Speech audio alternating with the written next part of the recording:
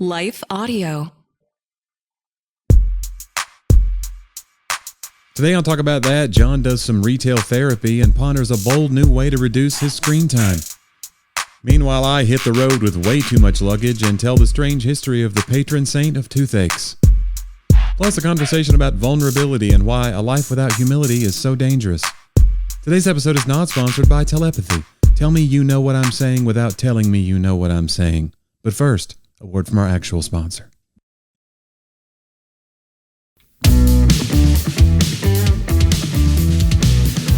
Johnny, another week, another episode to talk about that. Yes. So glad that you guys joined us again. It means a lot every time. We are so grateful to you. We don't deserve it. No. Well, one of us deserves it. I mean, there's so many places you could put your podcasting dollars. That's true. That's true. Most of you are not putting most dollars. Most of you pay no dollars. If you want to support the show, though, you can do that at talkaboutthatpodcast.com. That's how you get ad-free content. And then send us a note at hello@talkaboutthatpodcast.com. Sometimes I think we need a little intro. I listen to some podcasts, and they intro themselves a little bit every week and say, "Hi, I'm John Driver. I'm an author and speaker. This is Jonnie W. He's a comedian." You think we should do that? Well, we just did. How you like that? You see what I did? It was very meta. Johnny, I have a confession to make. What's that? I went down a little bit of a rabbit hole. It's a shameful rabbit hole. Okay. The new year came. What is a shameful rabbit hole for You'll you? see. Okay. And, a couple years back, Okay. I spent too much time on social media, right? Mm-hmm. And I like sports apps, Bleacher Report. I follow the Vols, all the recruiting. Oh, no, you're in a lot of gambling debt. All this stuff. I'm not there. Okay. Not yet. And so then last year, I got on the news app. Yeah. And I read so much news. And I realized I just kind of traded social media for news. Yeah. So I'm very well informed. Right. But it still doesn't feel right. So this year, you know what happened? Yeah. I started shopping on Temu.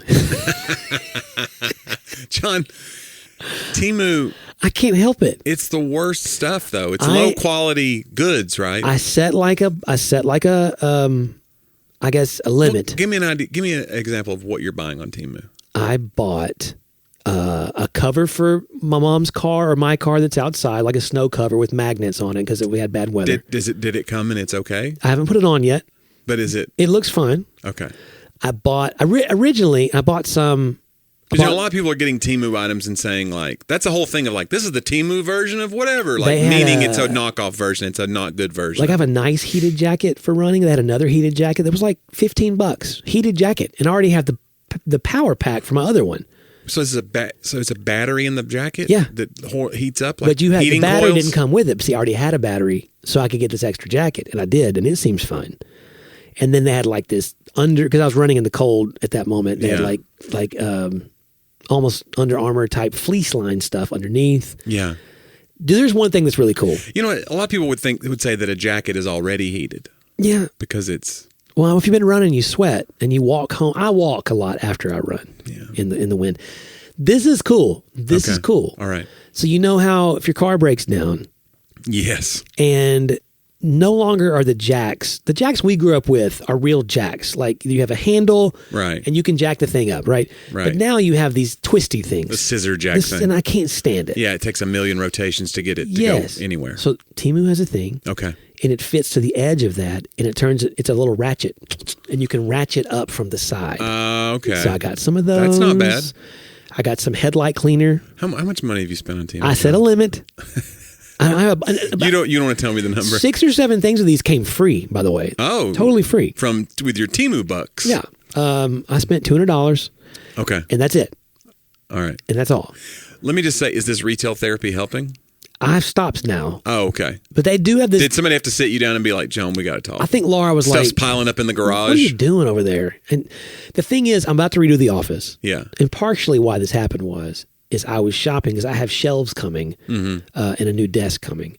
And my shelves, I couldn't get them here from IKEA, right? Yeah. But Temu has all kinds of furniture. And so I ended up shopping for things there. Wow. I needed a left side register for the way this desk is. Oof. You couldn't find it elsewhere. I did not order these things off of Temu, though. I got them elsewhere. But then I also want to put a keyboard over here, like a little piano, because I want to play more I have one behind me that's broken. It's in the shot. It's been in the shot for years. It is shot. Yeah. I want one over here. And so they sell electric pianos and stuff. You could have Temu. little keyboard breaks in the podcast that you could just go to. Hey guys, let's take a little stroll down memory lane. Who needs transition music? That would be something else. So anyway, I've stopped. I appreciate your candor, and it's almost like you know that it's a problem. I'll put it this way. Or it could become a problem. I could tell it could become a problem for people. Yeah. Who really, what it proved to me was it's not just about social media, and it's not just about, it's about screen time. It's about screen time and some kind of dopamine hit that we're getting from that interaction. Yeah. I need to do this. And one of my things, I wrote an article a few weeks back that I'm trying to do more of, is what if you carried a book around with you? Yeah. And so, if you don't want to stand in the elevator, then without looking at your phone, then what's the difference? Pull out a book and start reading it. If somebody did that, I would. I don't. Right? How weird? Well, we don't think it's weird at all to do it on your phone. It's not weird on a plane. Would it be weird at a restaurant? The person goes to the bathroom. You immediately want to go get your phone, but you go, "I'm going to read a little Chaucer. I'm going to pull out a little Hemingway." Let's. What do you know? The old man in the sea. He's back at it. I don't know. I think we should. But why is it acceptable to look at this screen and not at a page? Isn't that funny? It is. It's the dumbing down of this culture, and we're going to fight against it with everything we have. Yeah, but see, we're talk part of the about problem. that podcast.com. Listen on your favorite app. No, it is. We're. You can't not be a part of the problem. But there are ways to mitigate, though, like you said, though, and I do think, I need to take, like I'm getting ready to take an 11-day trip. I have like multiple tour dates, and then we're doing a cruise where I'm working on the cruise, and I need to take like a physical book with me. I need a couple of physical books. You're right. I'm reading Good and Beautiful and Kind by Rich Villodas right now. Oh, yeah. I love Rich Villodas. That'd be a great book to read. Good and Beautiful and Kind. Yeah.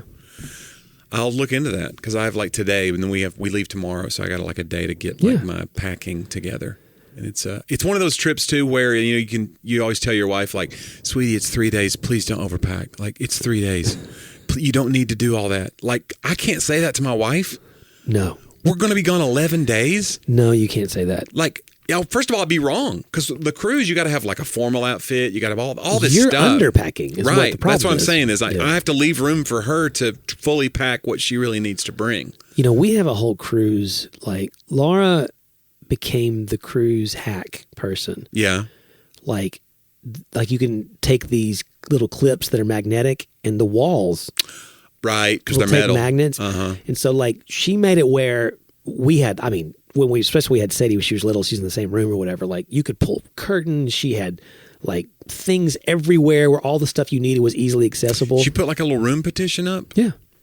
The last time we went... What was going on your side of the petition, Hey, Johnny, John? listen, what happens on the cruise ship? The last time we just got adjoining rooms. Brought your own petition. That's hilarious. Yeah. Those rooms are small, John. They are. Hey, why don't you keep it PG over here? Hey. It's a family podcast. You're like, we're trying to start a family over here. No, John, this is great. No, but what we need some help. We need some hacks because this is our fourth or fifth cruise together, and this is a new boat. This is a boat that we've not been on, so I don't know quite what to expect. I think it's a big ship. Though. What's the cruise line? It's MSC, but it's their biggest boat, I think. Okay, it's a charter, so everybody on it will be there for the thing that I'm doing, which is the marriage cruise. So it'll be that's the tricky thing about doing cruises as an entertainer is there's no real reprieve. Like you're on the boat, and then if it goes well, you're like, see you at the buffet, and everybody's like, man, you were great. But if you have a struggle, if you have a night where you struggle, it's like, why don't you go get me a croissant? I'm just going to sit here and with my head between my knees and just think about my life. But that's never happened, has it? Not on a boat. It's not happened ever. No, I've bombed. I've bombed. No, not in a way you'd be ashamed to see someone at a buffet. I'm already ashamed if I'm at the buffet. I'm just looking at my plate. Is this the cruise with my friends David and Wilson? Yes. Okay. Yeah, can't wait to see them again. They're great folks. Dave asked me for a guitar one time, and then I didn't find out that he needed it until it was too late. I was like, you could have used my guitar. He found somebody else on the boat that had a guitar. Evidently, he plays guitar. Did you know that about him? I did know. I've never heard him, but yeah. Yeah, and he was doing a session, and he was like, I think I may play guitar. I don't know if maybe he was just wanting to noodle around on the guitar for fun, but I think it was for his session. Interesting.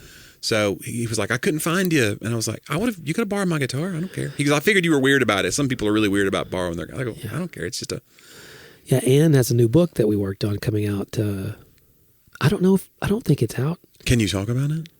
Well, I mean, it's a book. Is that a secret? I don't know if I'm allowed to talk about it or not. It'll be great. John. I'm pretty excited about it. They're terrific people. They are. Yeah. They are very kind people. I can't wait to do it. I wish you were on that boat. You need to be on that boat. Yeah. I got to figure that out. You keep having this in the middle of volleyball travel. Yeah. That's the problem. That's true. You were invited to go because we have an extra room that we were given as part of my and I would love package or whatever. We love what I said originally was like, no. What we're going to do is put up a curtain and then we'll invite John and Laura along because I have these magnet clips. And then Craig was like, no. Yeah. I will stay home. So, but you were offered the chance to go and you literally turned down a free cruise. I did. Wow. Because I love my kid. And you keep asking me to choose between you and her. You must choose. Yeah. You made the right choice. Well, thanks. Sadie's, I appreciate the invitation, though. I just want Sadie to know what kind of dad she has. Okay. That's why I'm saying it. I'm broadcasting it over the airwaves. Oh. You got a good dad. Oh. He could be in the Bahamas right now, but no. She doesn't listen to this podcast. That's a shame. That would be... Yeah, and I don't talk about her a lot personally. Right. Just little stories. In case she ever did listen, I don't want to be embarrassed. A lot of people would say that those stories are personal. That's what I'm saying. I don't share personal things. You tell stories that are... Okay. You're right. John, speaking of personal... Okay. Let's get real personal right now with some ads from our fine sponsors. Let's keep the lights on one more week here at Talk About That.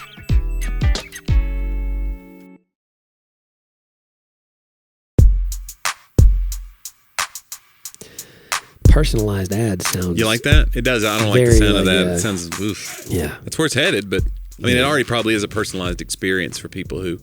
You think people get different ads depending on their... I don't know. I think that's how it works. My wife gets different ads than me. That's what I mean. Like on YouTube videos, I get, whatever. I don't know. Oof. But we're going to keep doing it. Yeah. So. I mean, good luck out there. If you want to get ad-free content, you can support the show, and we'd love people to do that. We love everybody. Let me just say that. But you love them more. I love everyone who listens the same. Jonnie has a hierarchy of love. Yeah. Really. Like a trickle down kind of thing. The people at the bottom are not getting the same amount of love as the people at the top. So you have an only child. I do. And so because I was thinking about this because people who have like multiple children, they always say like, they're all my favorite. And you're like, that's a lie. But you have a favorite. But parents will swear. My mom used to always swear, no, I love you all the same, but just in a different way or whatever. I love different things. But, you're like, okay, Mom, whatever. Just if you're not going to give me an answer, okay, just say I'm your favorite and then go tell the other kids they're your favorite too. Yeah, why not? Like a normal parent. Tell everybody to keep a secret. Yeah. Manipulate us, please. Give me something here. Tell me you love me all the same. But I heard this great comedy bit yesterday, and it was this guy talking about, he goes, I was an only child. Anybody other only children? Here, and a few people raise their hands, and he goes, see, not a family, right? It's not a family. Stop calling it a family. It's not a family. He goes, I see other people with multiple kids or their families, multiple kids, and they'll be like, we're having family dinner. And he goes, really? He goes, not me. I'm having pork chops with a married couple. That's what I'm doing. He goes, we're a death away from a partnership. It was just such a funny take. Yeah. I'm having pork chops he goes, I'm third wheeling it the whole rest of my way. And then he goes, then I start looking at them as we get older. I'm looking at them and I'm like, wait a minute. I'm going to be taking care of more people than you were? Like that. It is. So what I'm saying is Sadie's kind of getting a bum deal. No. About being an only child. Listen. You're taking care of one person. She's got to take care of two people. Yeah. Yeah. Yeah. Sorry about that, Sadie. Yeah. Yeah. Man, did she blow it. Oh, boy. That'll be fine. She's got listen. It's going to be fine. Yeah. This is a strong generation. Live forever. It'll be fine. That's part of it, too. I'm on Lipitor. I could double up. So does that help? I don't know. Double up on Lipitor, not a sponsor. Ugh. That's about that time, Johnny. Oh, okay, John. Let's do it. It's my quote of the week. It's a segment we call They Talked About That.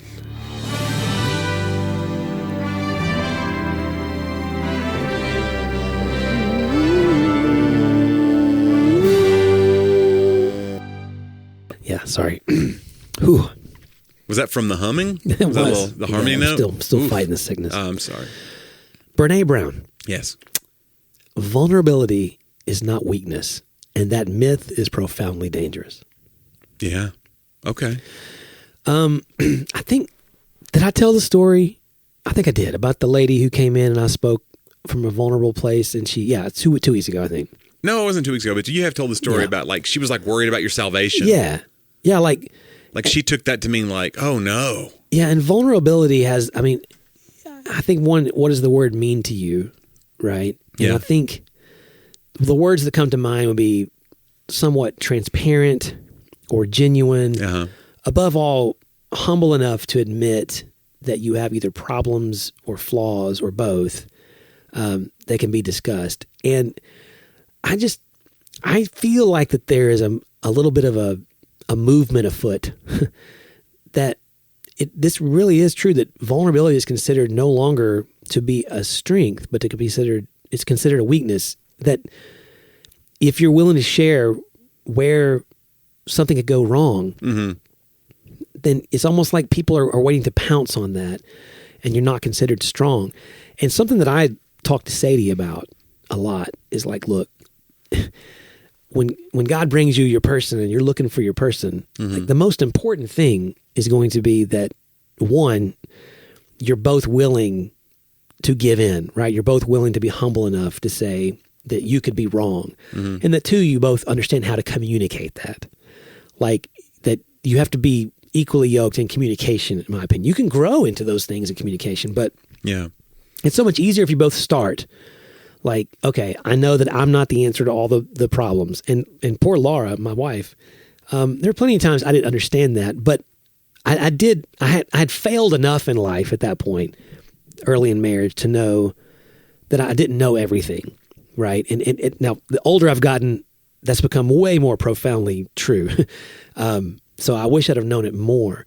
But if you meet someone or you live in an ideology that states absolute certainty and absolute strength is above all other things, then at least you have to understand that is not compatible with a gospel mindset.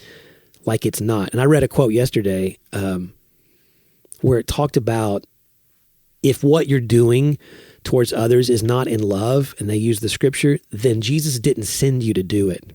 Like in John 14 and through 17, he's saying, I send you out to love one another as I have loved you. Meaning, and I never heard it reverse engineered like that. So like, if what you're doing towards others is not in love, then Jesus didn't send you. Yeah. You can't be sent to do something that's not in love. Yeah, you're not on a mission from God to go dunk on other people. Right. You know, which is, I think, kind of where we have it now, where you just see it on social media so much, where it's just like our whole purpose is to like get one over. Right. Or like own this person, dunk on them. And or make some weird, fallacy argument against them so that we can be like, gotcha, you know. I don't know, like a straw man argument that we can then like, destroy that. And you're like, that's not even the point they were making, but we figured out a way we can like dunk on them. Yeah, I think being right is held in higher value than it ever has been, above all else. And so, like you said, it's a dangerous idea when we have like leadership. There's a ton of examples of like leadership that's like they're afraid to ever admit they're wrong or that they made a mistake, or making everything about you is another thing that people do, like making everything about themselves, even if it's not about you. You figure out a way, well, look, I would have done it differently. Right. Now you see that, if I had been, this wouldn't have happened. You're like, okay. Yeah, raising yourself to be the standard certainly is the opposite of being vulnerable before people enough to say, I'm not the standard. And I think here's one of the things. I mean, I think there was a time in life where humility, and I still believe this, was an attractive trait among leaders. You want someone that could be down to earth, someone who could say, hey, I know what it's like. Hey, we're going to get through this together. Or even waiting for the other person to say the thing about you that may be true. Like when you hear a player say, I think I'm the greatest player in the world, it's such a turnoff. Yeah. Wait for me to say it. Yeah. Like, if you're going to be in the conversation for greatest player ever, like, let it be a conversation that's happening outside of you. Yeah. Don't you say it. Well, there's another quote that says, if your work speaks for itself, don't interrupt. You know, that's good. Like, I mean, and that's the kind of thing here. I want to be someone, and this is hard because, again, I don't want to look as if I don't understand or know anything. And that's the fear of it. But if we're not able to say that we have, you know, cracks where things seep in and out, then we're not moldable. Like, we're not malleable. We can't be moved forward. And people then put faith, if it's a leadership thing, they put faith in something that's false. And I think that's the biggest detriment from a community cultural standpoint, is that I really believe this from Scripture, and I believe this on a micro and a macro level, and that is that everything that can be shaken will be shaken. I really believe that. We'll have relationships around here in community, and this is part of my just, you know, forecasting. I mean, I will tell people, I can tell you something's not healthy in that group or in that situation, and it's only a matter of time if that doesn't get healthy that there's going to be something that goes wrong. And I hate to be right, but it's been right almost every time, and it's not really prophetic things. It's just going, that can be shaken. Yeah. So we need to sustain it and stabilize it. And so if you put your faith in anything that can be shaken, it's a matter of time. And if it had a wire connected down to your soul somewhere where it was really a fundamental bedrock belief thing, then how great is that fall, right? How much more does it affect you when that shaking comes? Right. To go, I never in a million years thought this was possible because I put all my eggs, all my chips on the table, and my eggs in the basket, or my eggs on the table and my chips in the basket. These eggs don't put an egg on the table, it'll roll. Guys, don't roll do it. right it rolls off. Right off. Oh. Don't put chips in a basket, honestly. Because then you're going to pile something on those chips. Those chips get crushed. Are we talking about potato chips? Well, we are now. Oh. Don't put all your chips in. Now I want some chips. And eggs are too expensive, so never mind that. Good grief, John. No, that's good. Vulnerability, to me, the best example I could give you is when I started doing comedy and started making a little bit of money at it, and I was good, and I would do an hour show, and I had a buddy who was honest with me one day, who liked my work, and he was doing shows too. And he would say, when I finish watching your show, he goes, I'm very impressed by it. But when people finish watching my show, they felt like they've hung out with me. And he goes, your show is very clever. And I had a lot of jokes where I was like dunking on people in my jokes without meaning to be. And I realized like, oh, I have like a problem with not being the clever guy. I want the audience to think I'm the smart guy in my jokes. And that's the problem with me. So I started looking at those things, not like sitting down in one day and fixed it, but I started, when I would sit down to write, I'd be like, what is it about me that needs to be the smart guy in this joke when I'm not? Yeah. And so over the next 12 years of my career, I've started anything that would embarrass me as a kid, I now talk about on stage because I realize that's the gold. That's where everything good with a connection with an audience is, because everybody's had a gym class experience that they're embarrassed of. Everybody's had a bad first date. Everybody's been awkward around a girl. So when you hide from those things, you're hiding from real, you're running from reality in so many ways. And it's not just about being likable so people will like my show more. It's really about like, I want a show that I love as much as the people love watching it. So like, if you're putting on airs constantly, it eventually like gathers. It's like having like 12 coats of makeup that you never took off. Yeah. You just keep applying more. You look less and less real. And so like now my show, if you really like it, well, guess what? You like me because the show is me now.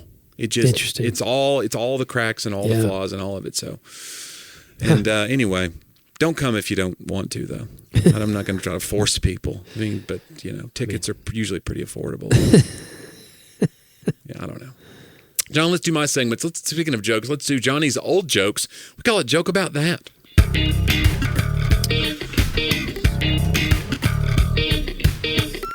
John, after having dug to a depth of 10 meters last year, Scottish scientists found traces of copper wire dating back 100 years and came to the conclusion that their ancestors already had a telephone network more than 100 years ago. Not to be outdone by the Scots, in weeks that followed, English scientists dug to a depth of 20 meters.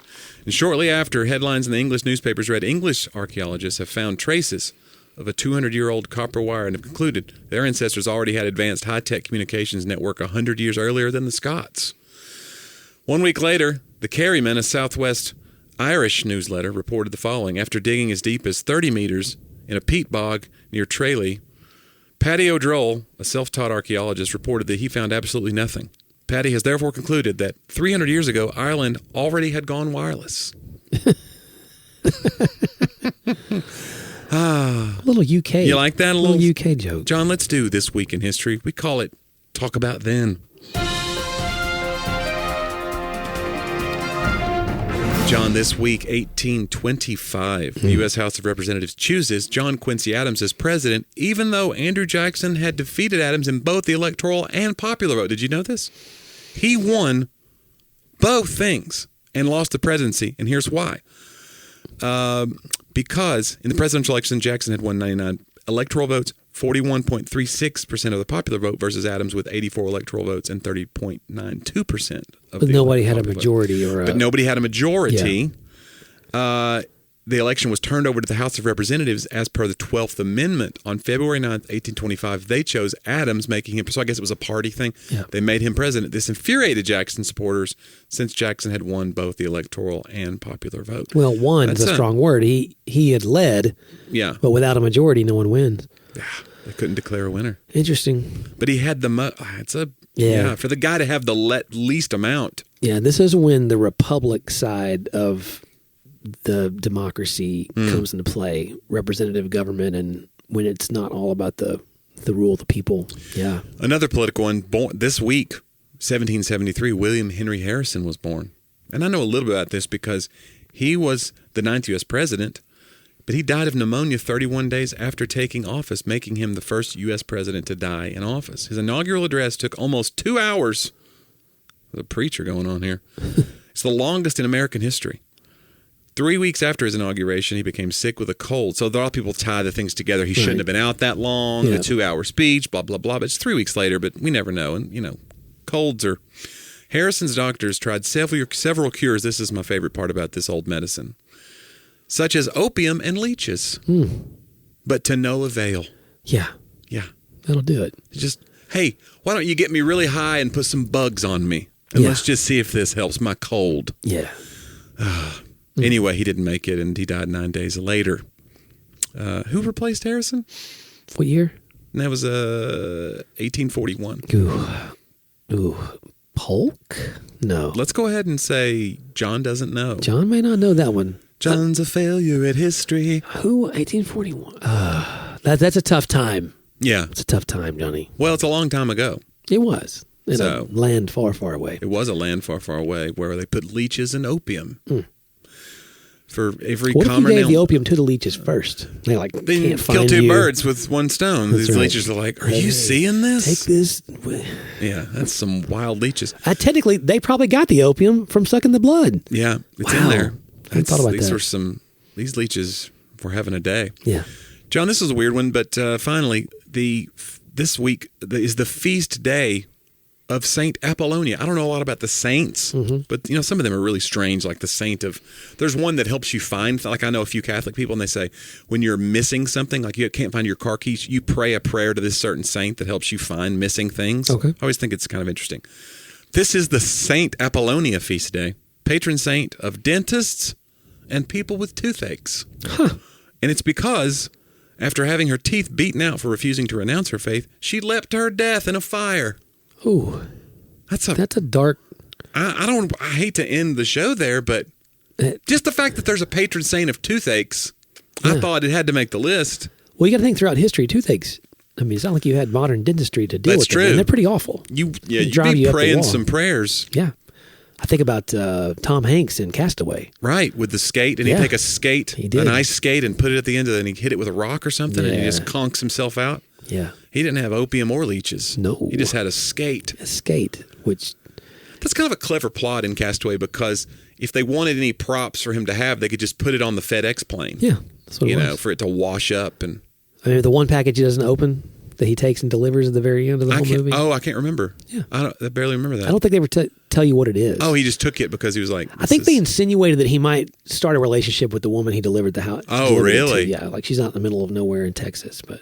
I know at the end of it, he's at the big crossroads, right? Yeah. It's like it's a metaphor, right? He's standing at the crossroads in this desert. You know, I'd never thought of that. He was at a... It was kind of a sledgehammer of a metaphor to end a movie on. Well, but even so. It's pretty good. Yeah, he had done so many big films. I think Castaway kind of gets lost in the mix of what a brilliant film it was. You know, because like he did so many big movies then, Philadelphia, and then Gump, and then Castaway comes out. People are like, here we go, another epic Tom Hanks movie. But if you just watch that by itself, like it's a great film. It's great. Yeah, it's a great film. It's great. Not a sponsor. No, Castaway, because I don't know how that would even work. I don't think they do that anymore. I think they're good. Yeah, I think whatever they made, they're going to make. Tom Hanks is doing all right. He is. But still, not a sponsor. Yeah. If you'd like to become a sponsor of the show, we don't know how to even do that. That would be. But go to talkaboutthatpodcast.com. Archived episodes, over 300. Wow. For your listening enjoyment. I got a big road trip coming up. Maybe you got one coming up too. That's a great listen for you there. Yeah. We love our listeners. Yeah, people like to binge the show. We always recommend starting from recent and going back. I think that's always interesting to kind of peel the onion. You do whatever you want to do, though. Nobody's judging. here to tell you what Nobody's to do. Upset at you. Don't let anybody pick on you. But the guys. show has evolved. A lot over time. So you should check out. Speaking of evolving, Johnny's career, guys, is taking off. It's Jonnie W, JONNIEW. Get on this rocket ship while you can, folks. While you can still afford tickets. Man, somebody was posting about Morgan Wallen tickets today. They were like, is this dinner with Morgan Wallen too? Like, people are upset at these ticket prices on some of these artists. I would never do that to you guys because I'm not popular enough.